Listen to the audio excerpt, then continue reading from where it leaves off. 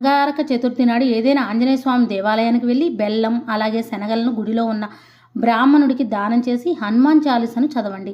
ఆర్థిక సమస్యలన్నీ తీరతాయి. కటిక పేదవాడైనా సరే ధనవంతులవక తప్పదు. మీ భర్త సంపాదన బాగా పెరగాలంటే ఈ అంగారక చతుర్థి రోజున వినాయకుని చిత్రపటం ముందు ఒక చిన్న గిన్నె పెట్టి ఆ గిన్నెలో 5 తమలపాకులు అలాగే 2 లవంగాలు వేసి మీ భర్త ఆదాయం పెరగాలని గణపతికి నమస్కారం చేసి ఈ గిన్నెలో పెట్టిన తమలపాకులను ఇంట్లో ఉన్న ప్రతి ఒక్కరూ ప్రసాదంగా స్వీకరించండి. అలాగే అనారోగ్య సమస్యలతో బాధపడేవారు ఈ అంగారక చతుర్థి రోజున ఏదైనా ప్రవహించే నదులు బెల్లం ముక్కను వదిలేయండి.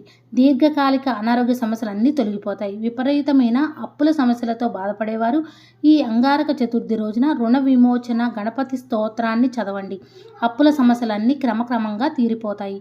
ఎవరికైనా కందులను దానం చేయండి. మీ అప్పుల సమస్యలను తీరిపోతాయి. అదేవిధంగా ఈ చతుర్థి రోజున ఉదయం తలస్నానం చేసి సూర్య భగవానుడికి అర్ఘ్యం సమర్పిస్తే అప్పుల సమస్యలన్నీ తీరిపోతాయి.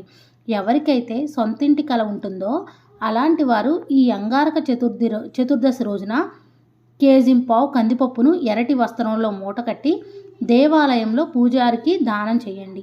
అలా కుదరని పక్షంలో కందిపప్పును నానబెట్టి అందులో బెల్లం కలిపి గోమాతకు తినిపించిన మీ సొంతింటి కల వెంటనే నెరవేరుతుంది.